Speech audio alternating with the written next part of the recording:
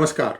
Welcome to Daily Global Insights edition 161 with Sri and Sri. Today is the 12th of May 2021 and in US news, Education Secretary Cardona says dreamers are eligible for emergency college grants.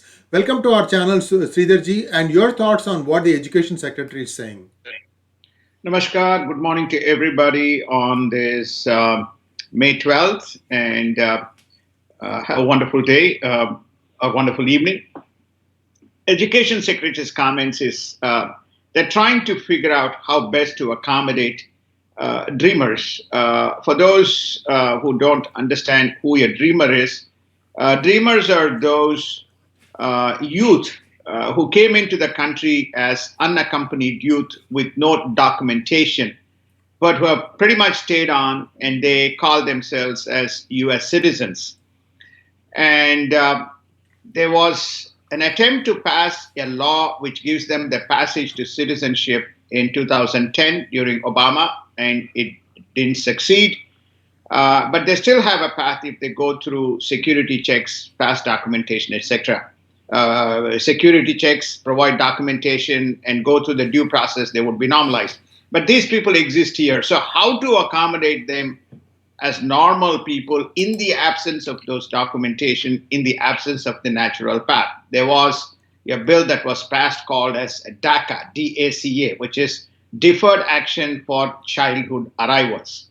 So some of these DACA youth have been able to, or DACA members have been able to get limited grants and other facilities like U.S. citizens. So dreamers who are caught between this situation, and now they're saying, the U.S. government is saying, they will be eligible for emergency college grants. So in other words, they want to go and study in a college. They say, I belong to the dreamer category, and now, I'm not going to be thrown out. I may not have DACA qualification, but can you give me college grants so I can go and study? And once I do that, then I may apply for a DACA, and then through DACA, then I may have an opportunity to become a normal citizen when the law is enacted. So it's a very interesting advocacy, inconsistent with all these border surges who are being allowed to come in.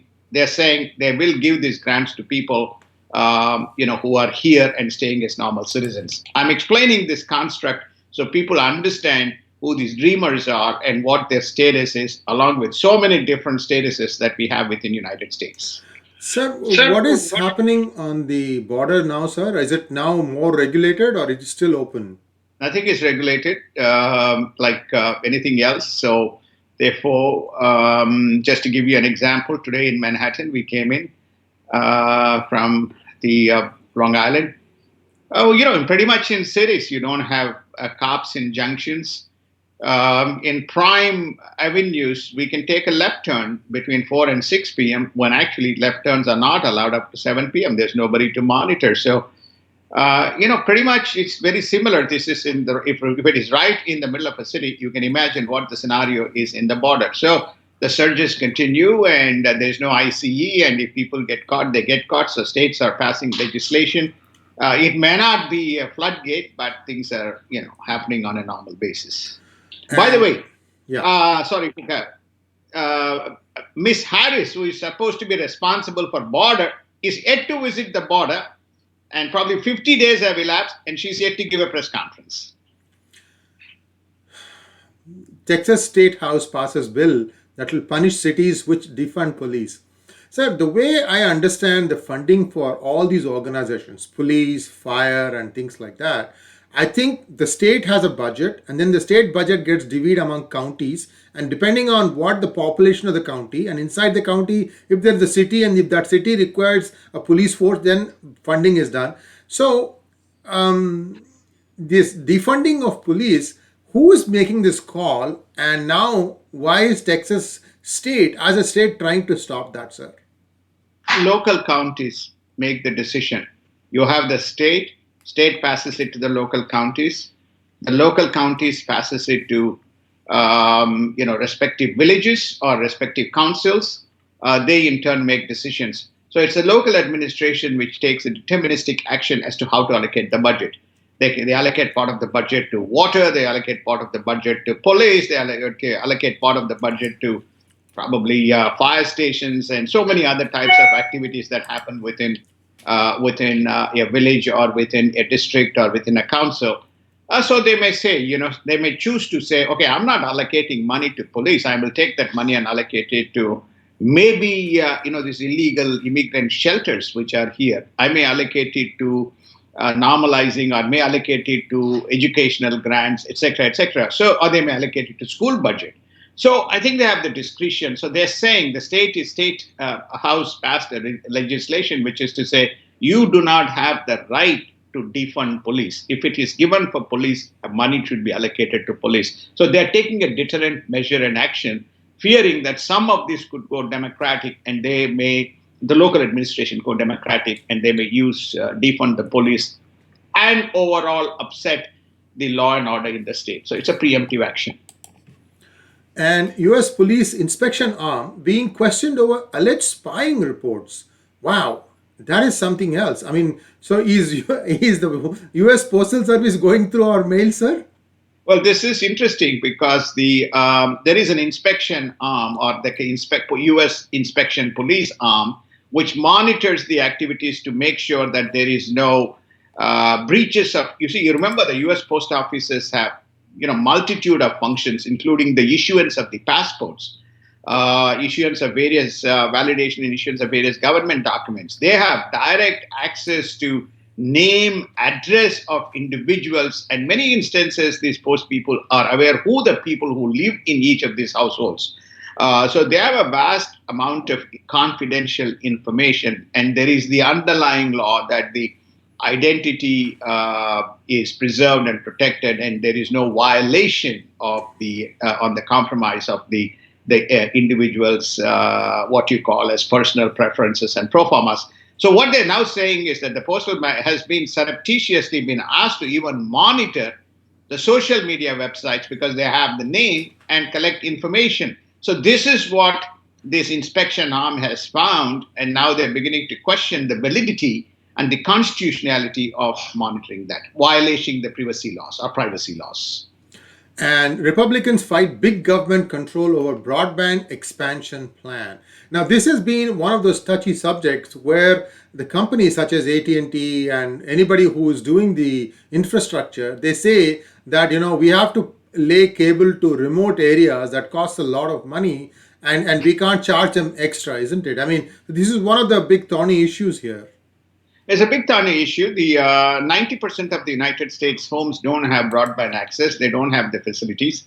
With the pandemic and with remote learning and remote capabilities, there is a growing recognition that everybody must have broadband access, or everybody must have at least high-speed access to have facilities to do online access. And even medical services today, is video-based services. So you can't have people, being denied. But what the Republicans are saying here is the Republicans are stating here that, look, we do not want the government to control. So they came up with this $100 billion or some big number in the that infrastructure plan budgeting of the $2.1 trillion that was presented. This $100 billion include all these people being given a grant of $50 a month, and that grant going towards funding the broadband access to each of these individual homes. But it discriminates or delineates those people, who don't fall under the category of receiving these grants and benefits. And for them, the charges will be determined, or the levy will be determined by the government. The government says you will pay $100, you will charge $120. So it's no longer the broadband access provider who is determining the pricing rules. It is the big government at the center which makes this so that one party which is subsidized, it's like a $50 credit. So if the actual cost is 100, you pay 50. There's a $50 that still needs to be covered. That $50 is going to be funded from the revenue generated by the rest of the universe, who may be charged instead of $69, that $119 to cover the gap between what the government offers by way of subsidy versus the actual cost of the broadband service. So this is what the Republicans are saying, which is to say, no longer the ISPs or the service providers control the pricing. The government is going to be the agency which determines, and this is the broad part of the democratic plan. It's almost what I call as the socialization of the commercial deployment of various services, where the government monitors, manages, and determines, how they kind of dispense out these dollars. Sophisticated and well designed ransomware attack on Colonial Pipeline traced to a criminal enterprise in Eastern Europe. Now, this was something that we were suspecting that it's either Eastern Europe or China or North Korea or one of those rogue nations which indulge in this. Now, what additional information have the sleuths got to say that this is actually from Eastern Europe and not somebody else doing this proxy stuff? At least the FBI investigations have revealed that this leads the pathway to Eastern Europe, probably with Russian connection. I think it's a website or it's the group called the Dark Side, which tries to attack. They say that this is where they trace it to. This is only the information that we are getting. Whether it is whether it is verified, whether it is independently auditable, we don't know. But that's the information. With Russian linkages, they say that it's a ransom. They have not attributed to a Russian government. They don't say that it is a government initiated, but it looks like a private. They also say that this is extending to other infrastructures, and you may see more and more such attacks. And they believe that this purely may be for monetary purposes and demanding certain price tags for stopping such attacks. And Russiagate specialist Susan Hennessey to join Biden's Department of Justice team. Susan Hennessey, the name rings a bell. Was she a TV commentator, sir? Yes, Susan Hennessey is a CNN analyst. She served in the Obama administration in the Department of National Security. She's actually again joining the DOJ, within which her brief would be around the national security issues. It's very interesting. She's called as the Russiagate specialist. She was the one who was investigating this whole Trump-Russia collusion during the Obama period. Not much came out of it. But it's another reflection of this witch hunting that is going on to go back and bring and load people with very specific biases and views, which they did not prove anything out in that, but probably the journey continues for the rest of the 3 years or 4 years of Biden's term. Liz Cheney vote gains momentum. She looks all but gone from a leadership role. So beyond Liz Cheney, now is the Republican Party coalescing or getting behind Donald Trump? Would that be an indication if Liz Cheney goes, who else would have to be also moved out? Murkowski perhaps, or what are your thoughts, sir? They are not in leadership positions. Liz Cheney is in a leadership position in the House. So they have to replace her. So they're going through the due process. The voting is later today. We'll come to know. We'll report it tomorrow as to the outcome from that. And she has been vocal critique of President Trump. She calls the big lie. And she has stated, whether I'm in or out in the leadership position, I'm going to continue to do my rants against President Trump. That's her position. Well, the real proof of the pudding, whether she is liked or her stand is liked by the people, will be known come 2022. So we'll wait and see. And India news, PM Moody will not be attending the G7 meeting in person, taking place in Cornwall, this is in England, June 11th to 13th. I think this is expected because there are fires burning at home. What are your thoughts, sir? Well, I think it's very sad that he would be missing. It's a very important meeting. India doesn't get invited to G7. It's called G7 plus 3. The plus 3 countries include South Korea, India, and Australia. It's a pity that he will miss out. And what did WHO say of Indian variant? How the false news was spread? Now, this is all the rage now. Somehow, we have this network, nasty network, which is ready to just pounce on anything that is anti-India and by extension anti-Modi. I don't know which one comes first, but these guys and they never seem to learn. Rihanna was a fake. Greta's thing was read from a package, something that was given as a package, and they don't want to go down. They don't seem to bother that they are lying through their teeth, sir. Well, what the left-wing liberal media or the pseudo left-wing intellectual media in concert with, it is very well known that Mr. Soros is funding, and he made it very clear that he listed few leaders, and Modi is in the top 3 of that list. Trump was one of them. They have a target, what is called ousting of Mr. Modi. So therefore, they have pumped these organizations. You have seen even Mr. Rahul Gandhi make a statement, which is to say, hey, we United States, we need your help to oust Mr. Modi because we are unable to do. You have had this explicit statement. Anyway, to get to this issue, we discussed, if you have missed this morning's, yesterday's session with Mohandas Bhai, we discussed extensively as part of the fireside chat, 3 of us. We had an extensive discussion on the whole situation around COVID. I suggest if you haven't watched it, you should go and watch it. But having said that, to get back to your question, what exactly happened? The double mutant, or the B.1.6.17 coronavirus variant that emerged in India is now classified as a variant of concern. They have not stated India, but they've stated is a variant of concern by the World Health Organization. The doctor who led this press briefing, Dr. Maria Van Kerkhove, said during the organization's press briefing, we are classifying this as a variant of concern at a global level as it spreads.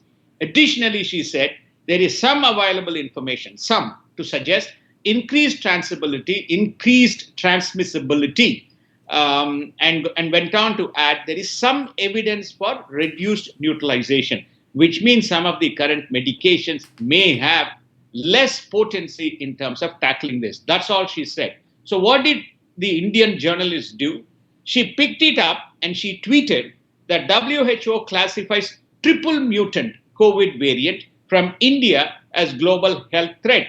And preliminary studies show that the variant can spread more easily than the original virus, and it may be able to evade vaccines. This is her tweet, quoting the doctor. And to clarify, the triple mutant is coded as B.1.6.618. B.1.618. Dr. Maria was mentioning about B.1.617. She's not talking about B.1.6.618. So therefore, there is a complete deception in the tweet when she's referring double to triple. By the way, Dr. Fauci has indicated the Covaxin, which we reported in DGI earlier, has the ability to treat and dispense the double mutant virus. But media does not believe in data, what is published, but they have their own mechanism and they have their own advocacy in terms of what they put out. And there is no verifiability and there is no enforceability. Well, that is the unfortunate part. There has to be some way to enforce it, but then the Press Council of India is headed by, someone who shall say nameless. In India, a number of new COVID cases are lower than the total cured and discharged, sir. So, light at the end of tunnel?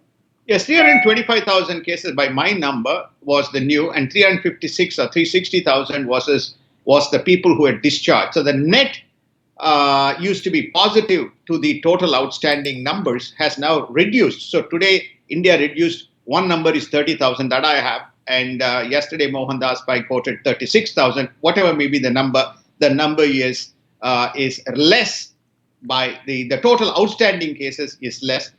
India is definitely moving in the right direction, but again, we discussed a whole swag of issues around it. People can go and follow that, follow much of the content around the COVID issue in India in that fireside discussion. And Moody slashes fiscal year 22 Indian GDP forecast to 9.3%.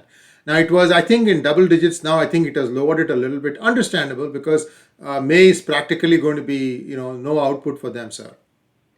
Indeed, I think the 12.5% or more than 12% was projected. It's going to be 9.3%. The lives of Indians are far more important. GDP, they will get there, eventually. But the good news is they will finish 2021 just past $3 trillion. They'll be about 3.1. They should be well on the way towards 3.6, $3.7 trillion. But unfortunately, there was a drag last year because of the entire year being wiped out by COVID. And in global news, Biden and Eastern European allies discuss democracy and regional threats in Bucharest 9 summit. So this, I'm assuming there are 9 countries that are participating. Yeah, 9 countries are participating. The best way to explain this is, when Rome burns, Nero fiddles. So we have a major crisis looming in Israel, West Asia, Israel, Palestine, with rockets getting fired, and there's a global hullabaloo that is going on. And then we have this Bucharest summit that is around democracy and around regional threats. They've already had a EU summit. Most of these countries are part of EU. He's again going to meet EU, in June when he goes for the Cornwall meeting of G7. So to me, it is a little bit of a red herring, and it's very unfortunate. The other unfortunate thing is that there has been no statement coming from the Secretary of State on the events unfolding. And Republicans and Democrats lash out at Hamas for launching rockets. And Ilhan Omar accuses Israel of terrorism. I don't know if Miss Omar forgets that she is actually a congresswoman of United States. No, they carry their identity and baggage with them, and they basically use this as a mechanism and tool to say, we have global concern, and we have, whenever the lesser people with lesser power are threatened for their independence, we as progressive stand up for their rights. That's our position. There are 45 rockets fired from Gaza, and Israel responded. It went on for 2-3 days. This is even after Israel responded with specific targeted launches into those rocket firing zones in Gaza. So this thing goes on. It has become a political litmus. So every conceivable leader within United States is standing up. And there's also a concern that whether there is lack of statement from global leadership can encourage Iran to be much more active on this specific issue and encourage some of these activities to prop up. So this is the big topic, both in United States House and Senate, but also outside of.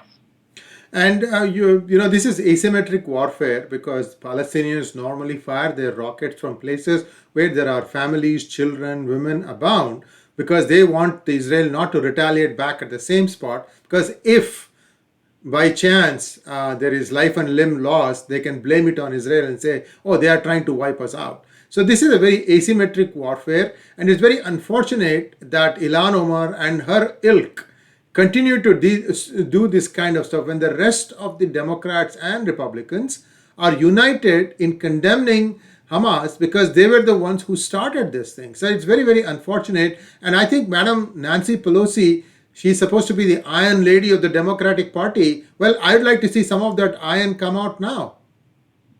The iron is a bit rusted right now. So, we just clean up the rust and we may see sparks coming out of it. And is China virus now a UK variant, India variant, Brazil variant? How successful is China's mainstream media strategy across the world to divert attention? Now, see, this is something that is really strange. They will not accept it if you call it China virus, but they would like to give names to everywhere where there is a variant.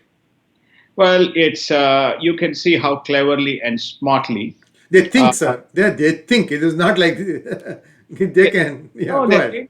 You're right. Your observations are absolutely correct. If you recall, the Democrats said, you should not call China virus. It's discrimination. That gave enough leeway for China to say, we'll call it India variant. That's not discrimination. Have you seen Biden administration come and say, or Dr. Fauci stand up and say, no, you should not call India variant. Why not you call it as B.1.6.17? That is the new virus. Or CORSARDCON.V1238. Why can't you say that virus, that strain of virus? They don't. And even Fauci himself touts and says it's an India variant or a Brazil variant or it is a UK variant. So what happens is when you have leadership taking what I call as discriminatory approach, on one side not call China virus, on the other side call the other country variants, then it gives opportunity for China to step up the pedal and run its agenda. Now, viewers, I want you to help us out here. Do you think it is correct on part of China to call all these variants by the country from where they originated? We would like you to say yes or no on the comments. Say that the question, we say yes, China is justified in calling all these variants by the country's name, or a no, that China should first admit that it is a China virus that is actually causing all these variants. So please do say yes or no. Even if you don't say anything, just say yes or no. We can understand that. We will tabulate that and we will share that data maybe in a couple of days' time in a separate or in a future DGI hangout. Thank you very much. Taiwan denounces China's shameless lies over WHO access. Now Taiwan is beginning to find its voice. For the longest time, they used to be very quiet, very sensible about it. But I think somewhere along the line, they seem to have got some confidence that US has their back. What are your thoughts, sir? Well, I think Taiwan is very clearly establishing its identity. It is showing that it has spine on its back, and it is saying it is ridiculous. We have contributed, and we have been facilitating, assisting not only in development of vaccines and medical facilities as part of the WHO program. And China to come back and say that Taiwan being given access by United States is a complete humbug, and is one more mechanism to assert our independence and sovereignty. I'm glad they have spoken out. Don't forget that Taiwan was one of the countries which is supplying cryogenic oxygen cylinders to India. They gave 100 or so cylinders to India in the hour of the need. Even Bhutan gave a few. So it won. I think Bhutan gave one, but Taiwan has given 100, depending on the size of the country and their capacity. The fact is they've also been part of many programs of WHO. I think China is overextending its reach, and it is trying to assert its influence and determine, whether what sticks. China issues threat to Bangladesh over joining Quad. Now, Quad consisted of 4 countries. Now, it looks like the Quad is expanding. Is it like a multi-tier expansion, or is it all going to be Quad, Penta, Hexa, and so on, sir? I think it's a Quad. Whether it's a multi-tier, it looks like it could be. Remember, don't forget that we have EU likely to join Quad Alliance. We have France and Germany already joining as part of the Quad Alliance. We have UK joining as part of the Quad Alliance. I think the inner perimeter countries would now be called, which is where the South China Sea countries, which is where the principal focus is. I think they could also be joining. Some of the Indian Ocean islands are joining. That's the reason why you have Australia and France involved in terms of their interest around the Quad. So you're beginning to see a broad coalition of members lending their resources and support, because South China Sea and Indo-Pacific is the gateway for more than 50 to more than 60% or 60% of the global trade flowing through maritime waters. And in COVID news, Thailand, with Vietnam and Cambodia have hit the COVID variants with an iron fist. How did they manage to do this, sir? And they're small countries. They have followed the protocol that Taiwan and Singapore has followed. The 3 things which are very important in managing COVID. This is what Singapore, Israel, Taiwan have demonstrated. The first and foremost is very active testing. That's number 1. Number 2, isolation and quarantine. Number 2. Number 3, active tracking of people around, who is still what you call not contracted, and active monitoring of those people. So these are the 3 essential things that they have. In fact, in Singapore was so maniacal that when you enter a building, you are tested. When you leave a building, you are tested, because you could have contracted. When you're going to stay in the building for a period of time, you are initially in a quarantine, and then I'm talking about hotels here, and then you move out. So there was such intense and active testing that has helped, and the same principle is being used by Vietnam, Cambodia, and Thailand. And in markets news, European Asia Pacific markets tank following the US sell-off. Tech stocks fall as the rot deepens. What gives that? Is it all because of the unemployment news? There's inflation worries, and there has been not inconsistent statements between the Treasury Secretary as well as the Fed. So Fed governor has now taken a back seat. You saw that Treasury Secretary said inflation is possible given the rapid momentum around the economy. But the headline numbers of the unemployment numbers was a big disappointment. That's the second. And the third is, I think Mr. Biden himself made the comment, which is to say that people are happy to receive dole, they're not willing to come to work. Employers are complaining that there is a huge employment shortage because people don't want to come. And also, there is a possibility that this is the undercurrent.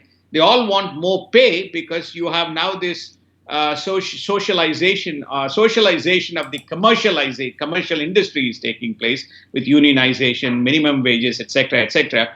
So all this is creating a potential headwind, where the economy is heading in the medium to long term. As I said, 2021, we are well on our way. The question is what happens. That's where you're beginning to see some sell-off.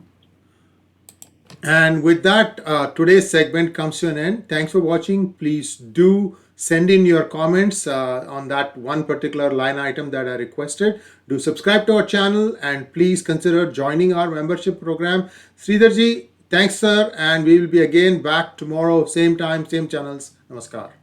Namaskar. Thank you so much. And have a wonderful evening in India and have a wonderful day in the United States.